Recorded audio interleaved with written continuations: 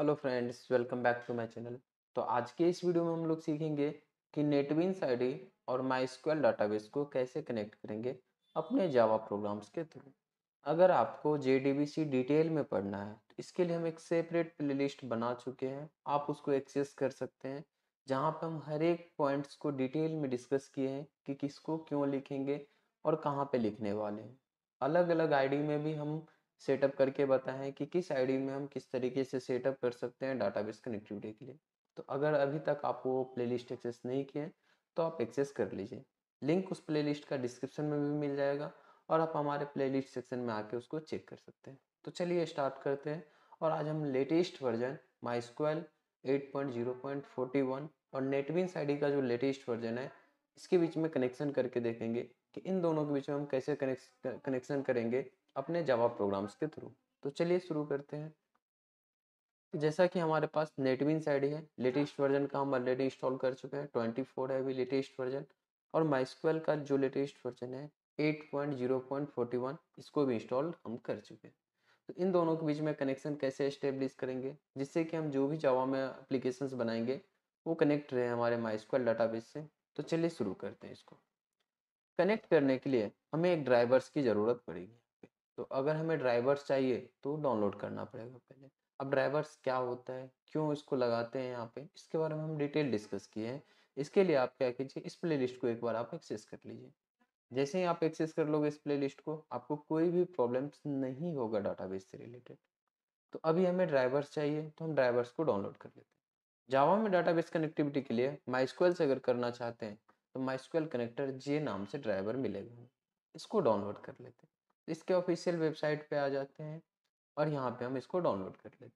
यहाँ हमें सेलेक्ट करना है प्लेटफॉर्म इंडिपेंडेंट। तो मैं यहाँ पे अपना प्लेटफॉर्म इंडिपेंडेंट सेलेक्ट करता हूँ। सेलेक्ट करने के बाद स्क्रॉल डाउन करेंगे, यहाँ पे दो ऑप्शंस मिलेंगे हमें जार फाइल्स का। तो एक काम करते हैं, हम सेकंड वाले ऑप्शंस पे क्लिक करके इसको डाउनलोड करते हैं। दोनों में से कोई भी कर सकते हैं, कोई प्रॉब्लम नहीं। तो सेकंड वाले पे क्लिक करते हैं। लॉगिन या साइन अप का ऑप्शन आ रहा है, बट कोई ज़रूरी नहीं है कि आप इसको लॉगिन या साइन अप करें ही। तो हम no thanks, just start my download पे क्लिक करते हैं। देन इसके बाद हमारा डाउनलोड स्टार्ट हो जाए। तो डाउनलोड हमारा कंप्लीट हो चुका है। तो चलते हैं हम अपने डाउनलोड फोल्डर में और देखते हैं इसके आगे के स्टेप्स। थोड़ा सा वेट कर लीजिए, जैसे ही ये कंप्लीट हो जाता है तो चलते हैं हम अपने डाउनलोड फोल्डर में और देखते हैं इसके आगे के स्टेप्स।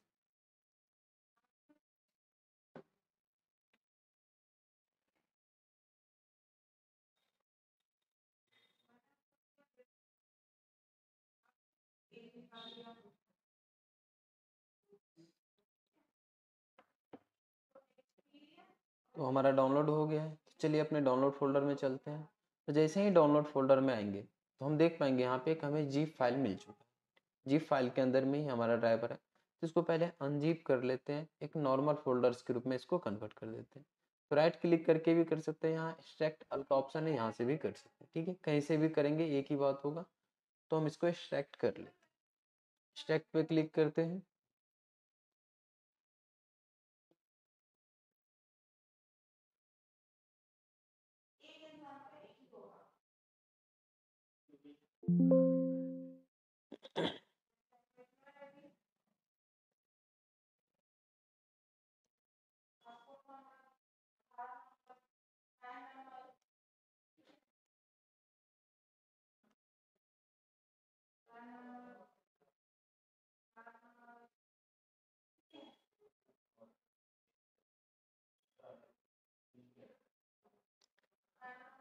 असल में तुम नहीं हो मेरे।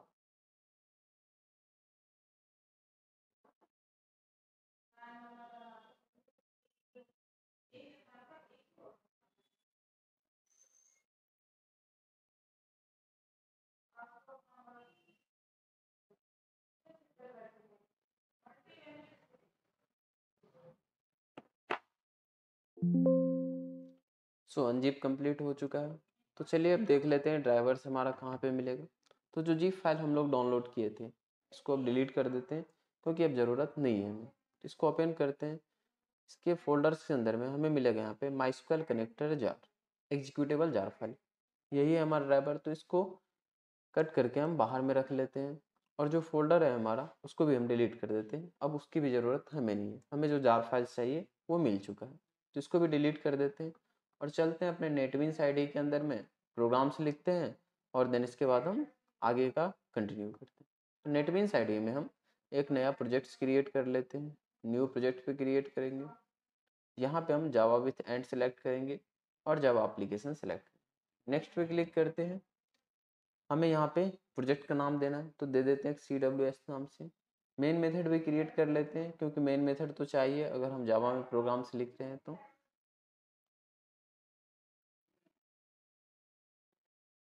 क्रिएट हो चुका है हमारा एक नॉर्मल क्लास।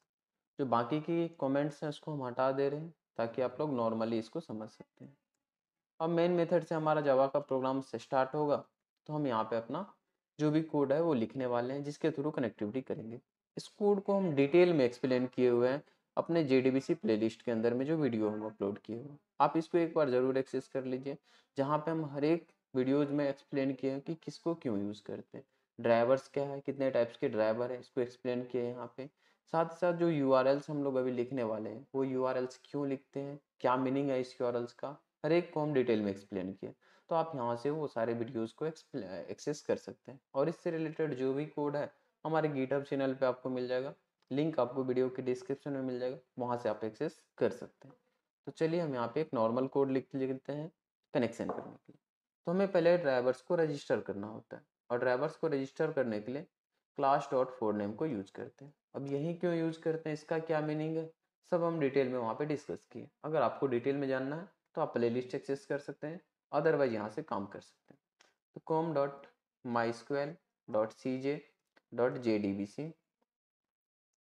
डॉट ड्राइवर, ये हो गया हमारा ड्राइवर क्लास नेम। ठीक है, सेमीकोलन से इसको इंट कर देते हैं। Class dot four name method एक एक्सेप्शन थ्रो करता है, इसीलिए हम यहाँ पे थ्रोज कर देते हैं एक्सेप्शन को, जिससे कि हमें हैंडल नहीं करना पड़ेगा। तो एक्सेप्शन हम थ्रो कर दिए। अगला स्टेप होता था हमें कनेक्शन का ऑब्जेक्ट क्रिएट करना होता था। और कनेक्शन कहाँ मिलेगा हमें, तो एसक्यूएल पैकेज के अंदर में मिलेगा। तो इंपोर्ट कर लेते हैं Java dot SQL dot connection. तो कनेक्शन के इंटरफेस का हम यहाँ पे ऑब्जेक्ट अब डिक्लेयर कर देते हैं। सपोज करते हैं कन नाम से टिक लेके। अब हमें यहाँ पे ड्राइवर मैनेजर क्लास को यूज करना होगा। अभी ड्राइवर मैनेजर क्लास कहाँ मिलेगा, तो ये भी मिलेगा एसक्यूएल पैकेज के अंदर, इसलिए स्टार लगा देते हैं कि दोनों एक साथ हमें मिल जाएगा। तो अब यहाँ पे ड्राइवर मैनेजर क्लास को यूज कर लेते हैं। इसके पास एक मेथड है गेट कनेक्शन मेथड, जिसको तीन चीज चाहिए, एक URL, यूजर नेम और पासवर्ड। तो तीनों हम लोग पास कर देंगे। अब URL कहाँ से लेके आएंगे, यूजर नेम क्या है, पासवर्ड कहाँ से मिलेगा, उन सब के बारे में हम यहाँ पे डिटेल में डिस्कस किए। आप यहाँ से एक्सेस कर सकते हैं कि URLs क्या है, यूजर नेम क्या है, कैसे चीज़ों को हैंडल करेंगे, इंसर्ट क्वेरी कैसे चलाएंगे, रिकॉर्ड रिट्राइव कैसे करेंगे, हर एक के बारे में हम सेपरेट वहाँ पे डिस्कस कर चुके हैं। तो चलिए अब यहाँ पे हम अपना URL पास कर देते हैं। जो इसका URL होता है JDBC कॉलन MySQL, देन उसके बाद डबल कॉलन ट्रिपल स्लैश दे देंगे हम लोग। ठीक है, और डाटाबेस का नाम, डाटाबेस जो हमारे डाटाबेस के अंदर में बाय डिफॉल्ट एक MySQL नाम से डाटाबेस क्रिएट ही रहता है तो हम उसी का नाम दे देते हैं। User name by default MySQL का रूट होता है तो दे देते हैं। और पासवर्ड की जगह पे हम लोग जो अपना MySQL डाटाबेस का पासवर्ड है जो इंस्टॉल करते समय हम इंटर किए थे वही यहाँ पे इंटर करने वाले। तो 1 2 3 4 है मेरा, उसको हम इंटर कर देते हैं। देन इसके बाद हमारा कनेक्शन क्रिएट हो जाएगा सक्सेसफुली। तो हम यहाँ पे कनेक्शन आईडी को प्रिंट करके देख लेते हैं। अगर कनेक्शन क्रिएट हो गया होगा तो नल के अलावा हमें कनेक्शन आईडी मिलेगा जो कि हमारा क्लास नेम के साथ मिलने वाला है। तो हम इसको प्रिंट करके दे देते हैं। अगर कनेक्शन सक्सेसफुल हुआ तो मिलेगा, अदरवाइज नहीं मिलेगा। लेकिन अभी अगर इसको हम एग्जीक्यूट करेंगे तो एक एरर शो होगा कि क्लास नॉट फाउंड एक्सेप्शन। ठीक है, एक्सेप्शन इसलिए आएगा क्योंकि ये जो हम ड्राइवर्स क्लास यहाँ पे मेंशन कर रहे हैं इससे रिलेटेड जो जार फाइल है हम लोग डाउनलोड तो किए, अभी जो डाउनलोड किए थे हम लोग इसको डाउनलोड तो किए बट अपने प्रोजेक्ट्स में अभी तक लगाए नहीं। तो उसको लगा लेते हैं लाइब्रेरीज के अंदर। राइट क्लिक करेंगे, ऐड जार फोल्डर पे क्लिक कर लेंगे। इस पर क्लिक करने के बाद हमें यहाँ पे सेलेक्ट करना होता है कि कहाँ है हमारा जार फाइल। तो जार फाइल हमें मिल जाएगा अपने डाउनलोड फोल्डर के अंदर। आ जाते हैं यहाँ पे, हम इसको ओपन कर लेते हैं। जैसे ही ओपन करेंगे तो लाइब्रेरीज फोल्डर के अंदर में वो विजिबल होगा। ध्यान से यहाँ पे अब देखिएगा कि जार फाइल्स को ही आप ऐड किए, किसी और को ऐड कीजिएगा तो फिर आपको एरर मिलेगा। तो ध्यान से आप इसको जार फाइल को ही ऐड कीजिए। सेलेक्ट करते हैं और इसको हम एग्जीक्यूट कर लेते हैं। जैसे ही एग्जीक्यूट करेंगे तो हमें कनेक्शन आईडी मिल जाएगा यहाँ पे, और जब हमारा कनेक्शन आईडी मिल रहा है इसका मतलब हमारा कनेक्शन सक्सेसफुल रहा और हम डाटाबेस के साथ कनेक्शन एस्टेब्लिश करने में सफल रहे। तो इसके आगे के प्रोसेस अगर आप करना चाहते हैं, जो भी ऑपरेशंस परफॉर्म करना चाहते हैं, तो इसके लिए सेपरेट वीडियो है, आप उस प्लेलिस्ट को एक्सेस कीजिए। वहाँ पे आपको डिटेल में हम डिटेल्स डिस्कस कर चुके हैं कि कैसे इसको एक्सेस करने वाले।